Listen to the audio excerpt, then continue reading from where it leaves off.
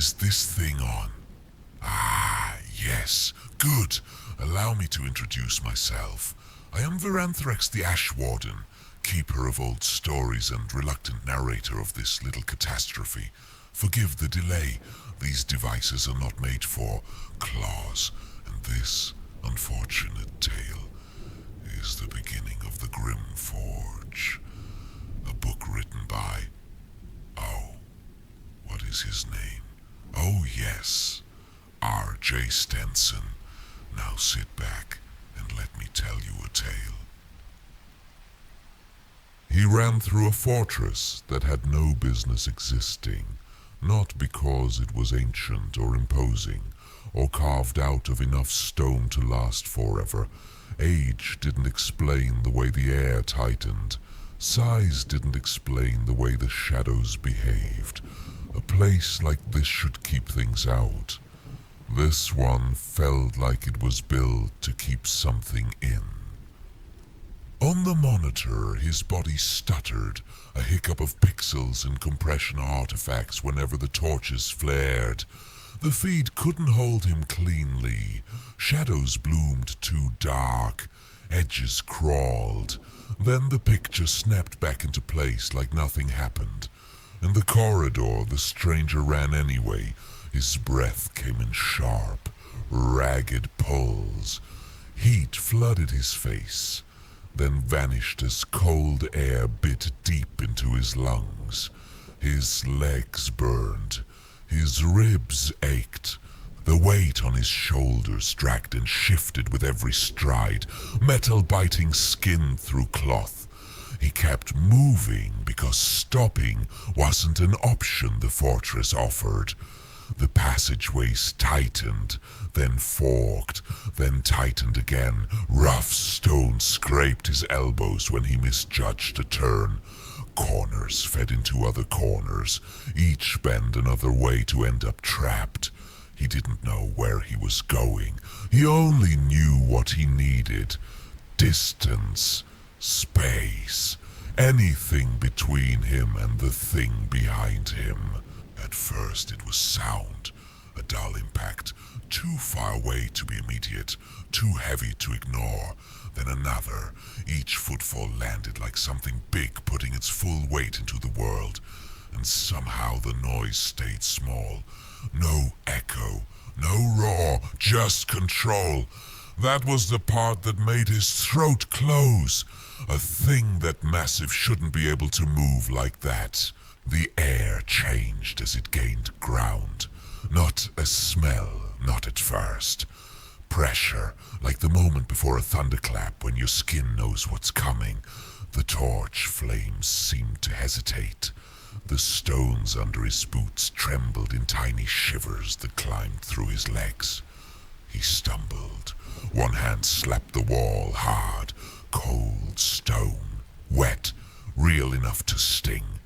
He dragged air into his lungs and forced the panic down until it lodged behind his ribs like a blade. One more step, just one more. Blood ran from his arm. Torchlight caught it in flashes, thick and dark, splattering against the floor in heavy drops.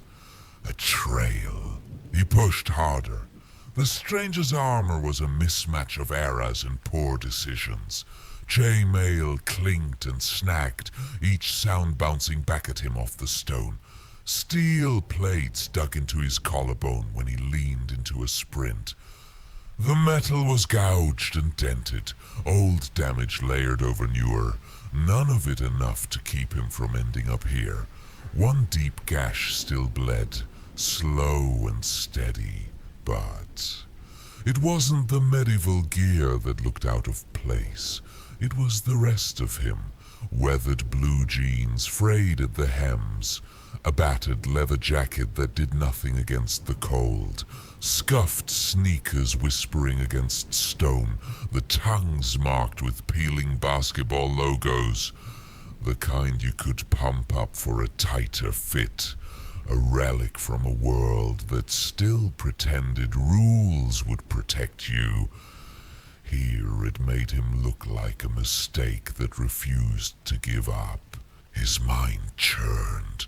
Fragments surfaced and slid away slick and useless. How did he get here? No answer came, only the corridor and the creature closing in. Behind him, the footsteps deepened. Closer.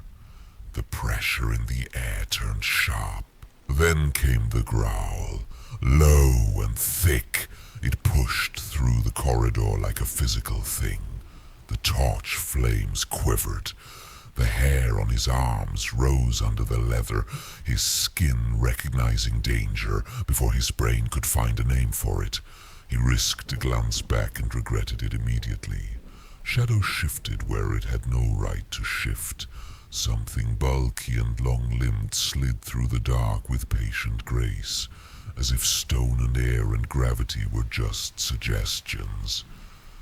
Torchlight flickered across it in fragments. A curl of limb, a ripple of muscle, a hint of a face. Then the dark took it back. It filled the corridor without needing to touch the walls. The torchlight leaned away from it, not by much. Just enough to notice once you saw it. Flames tilted, shadows stretched in the wrong direction, like the flames itself wanted distance. The thing didn't rush, it didn't need to. He turned the next corner and found the worst gift a maze could offer. A straight run, no turns, no doors, no breaks in the stone. Just torchlight and the tightening certainty. This stretch was built to end him. Then the darkness at the far end moved, not behind. Ahead. His stomach dropped. His breath hitched and came out as a sound that wasn't quite a laugh, not quite a sob. The fortress had shifted. He lunged for a side passage that wasn't there. His shoulder scraped stone, his lungs tore, his legs screamed, his vision narrowed until the world became torchlight, and the next footfall. He ran on instinct and spite, the only two things he had left. The footsteps pounded again, and now the walls shook with each impact. Dust sifted down from cracks above him. Then the whispers started. Not voices in the distance, voices in the air, close, wet. Words that did not belong to any language he knew, syllables sliding together like something tasting the sound, and threaded through it all a chuckle, low, patient, amused. It hit like a hand around the throat. Whatever kept him moving started to fail. Steps faltered, knees buckled, and for half a second the world tilted. His vision blurred. Then it caught on one thing that didn't belong. Light.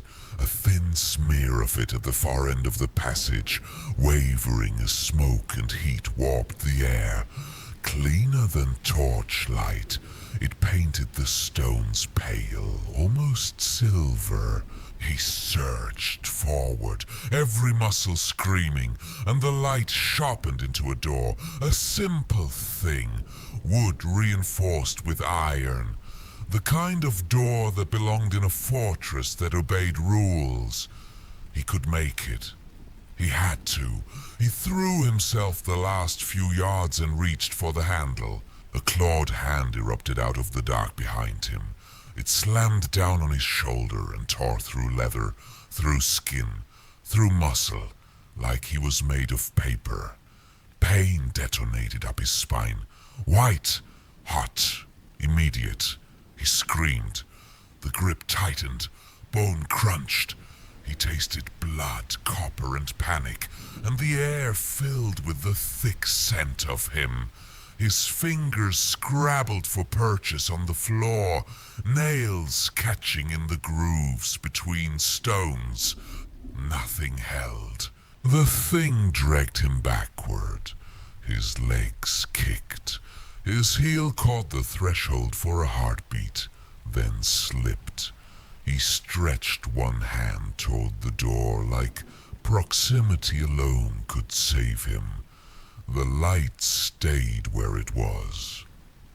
Indifferent. His mind shattered into frantic images.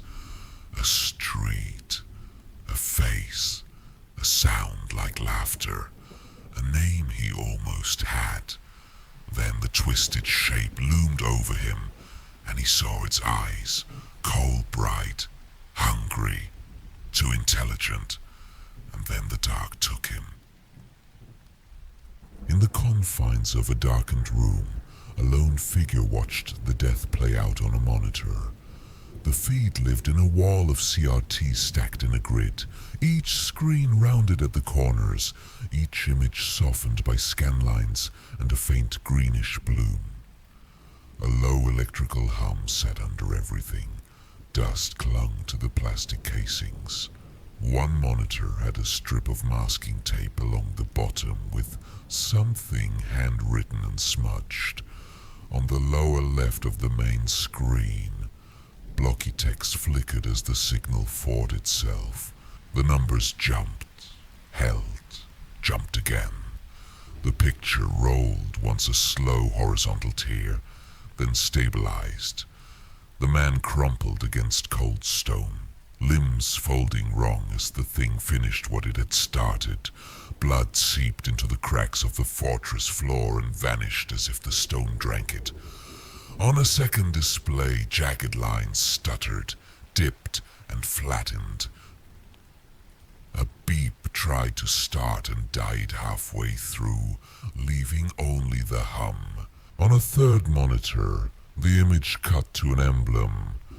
A coiled dragon wrapped in a circle of flame and shadow.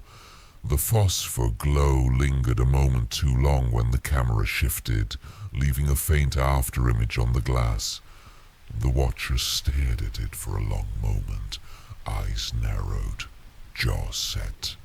Their hand moved quick and practiced, and a pencil scratched across a small notepad on the desk.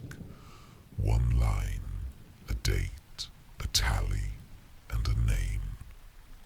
Evaluation.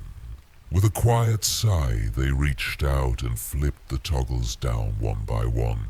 The switches clicked in the dark. The monitors popped and hissed as they powered off, each screen collapsing to a bright dot before it faded. "We'll have to try again," they said. Their voice was low, resigned, like this wasn't the first time they had watched someone die. The room sank into darkness. Only the faint afterglow of dead screens remained, and the sense of something patient in the air, waiting for the next run.